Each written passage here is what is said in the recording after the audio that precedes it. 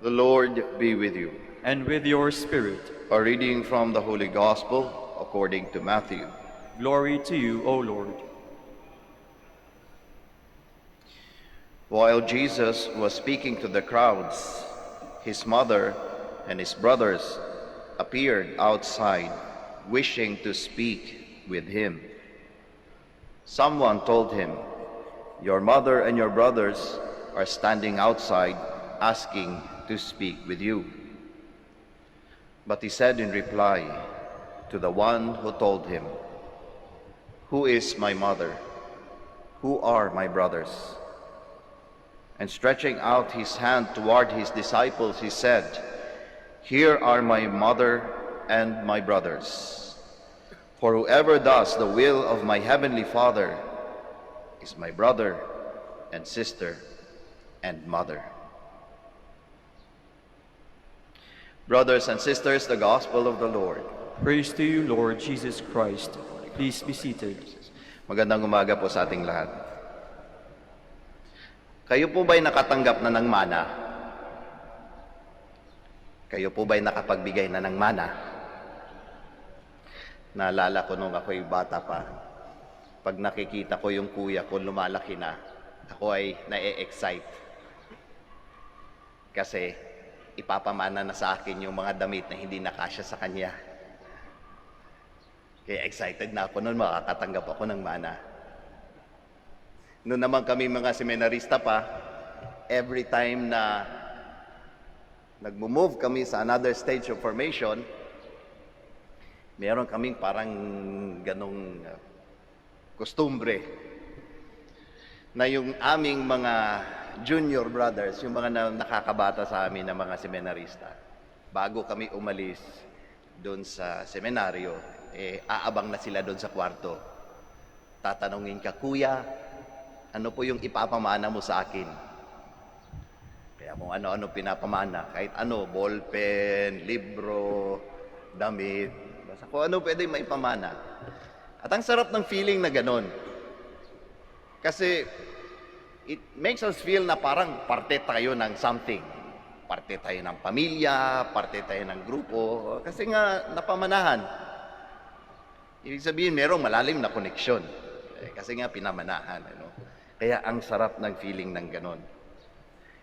Now, kapag mana, ang ganda pa kasi talagang pag pinamana sa'yo talaga yon. Walang makakakuha na kahit sino man. Kasi para sa'yo talaga yon. Ano? Kaya gusto mo man yan o hindi, mana mo yan. Sa'yo yan. Magagamit mo man yan o hindi, sa'yo yan. Mabuti man yan sa'yo o hindi, sa'yo talaga yan. Meron naman kasing hindi magandang mana, no? Minsan pinag-uusapan namin yung mga ganyan. Ano ba naman ito? Pinamanahan tayo ng problema? Di ba? Posible yung ganon. Mana mo yan. Sa'yo talaga yan. Ang konsepto ng mana, sa panahon ng ating Panginoong Hesukristo, ay napakalakas. Napakalakas.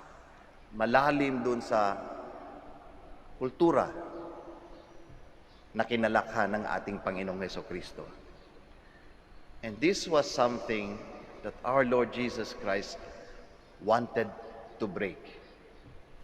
Lalong-lalo na because that sense of mana was something that was hindering the people in understanding what He brings.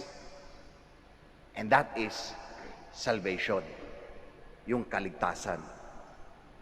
Paano naging hindrance yung mana doon sa pagkakaintindi ng kaligtasan ng ating Panginoong Hesukristo? You see, sa panahon ng ating Panginoong Hesukristo, seemingly parang lahat namamana. Kasalanan, namamana. Pag mayroong nakikitang may sakit, ay may sakit yan kasi yung nanay at tatay niya makasalanan. Minana niya yung kasalanan, kaya pinaparusahan. Mayroong ganong sense. mayaman yan eh, kasi mayaman yung, di ba, normal naman yun kahit sa ating panahon. Mayaman kasi yung magulang, pinamanahan. Bakit naging pari yan? Minana niya kasi nasa linya siya ng mga pamilya ng mga pari. Ganun yung sense nun. And this was something that our Lord Jesus Christ wanted to break. Bakit? It hinders the understanding of salvation. And what is salvation? Una, it is something universal. It is not exclusive. Kahit sino pwedeng maligtas. Pero yung sense ng mana-mana, mahirap. Paano kung yung magulang ko makasalanan? Wala na. Tapos na yung istorya ng buhay ko. Ganun pala yun. Hindi na ako maliligtas. Hindi na ako magiging malapit sa Diyos. Ganun pala yun. Gusto kong magsilbi sa Diyos. Hindi ka nakalinya doon sa pamilya ng mga pari, hindi ka pwede. Gusto kong mapalalim yung aking pananampalataya. Hindi pinamana sa iyo yan. Napaka-exclusive. Ang hirap. Kaya gusto niyang basagin yon. Pangalawa, misconception talaga yung sense ng mana pagdating sa usaping kaligtasan. Bakit? Ang kaligtasan, hindi na mamana.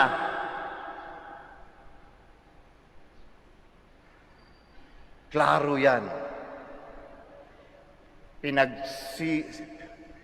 Pinagsusumikapan dapat yan.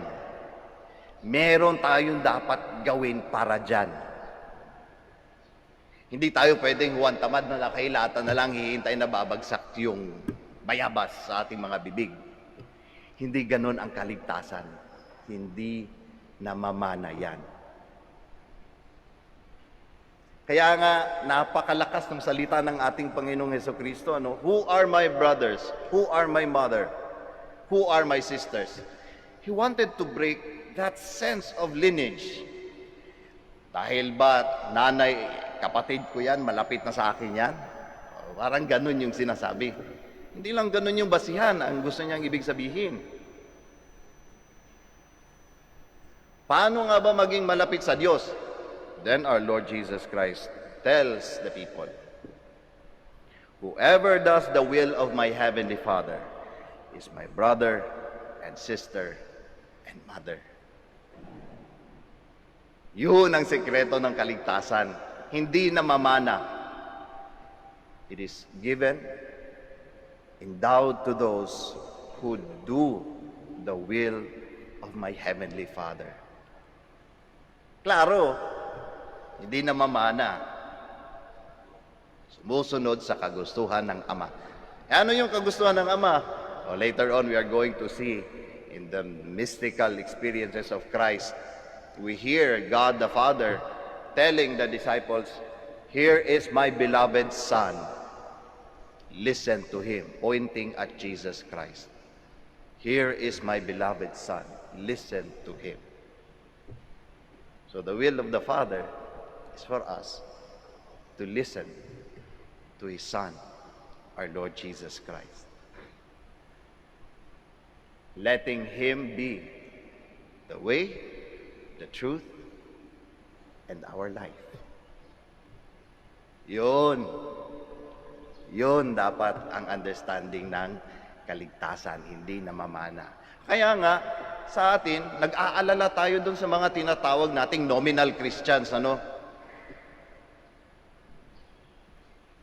Pangalan lang Kristiyano pero walang gawa. Nabinyagan lang Kristiyano pero hindi mo naman nakikitang sinasabuhay ang pagiging Kristiyano. Nag-aalala tayo doon. Kasi nga hindi nga yun ganon. Kaya nga hindi tayo nagsasabi na ay maliligtas kami kasi miyembro kami ng simbahang ito.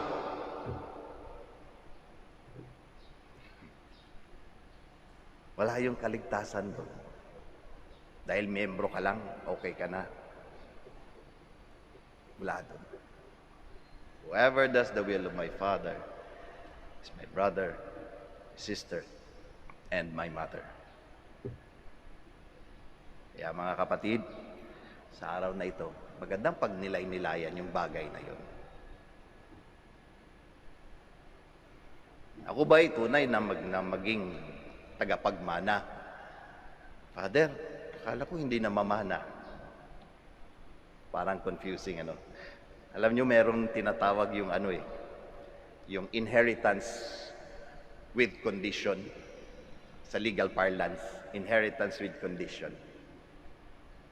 At yung meron kang namamana pero merong kondisyon. Meron kang dapat gawin para matanggap mo yung inheritance na yon. Parang ganun. At ang tawag doon, it's either a will or a trust. A will or a trust. Ganda, no? Saktong-sakto doon sa konsepto ng kaligtasan. Depends on the will. O kapag ka sinunod mo yung kagustuhan na nagpamana, mapapasayo.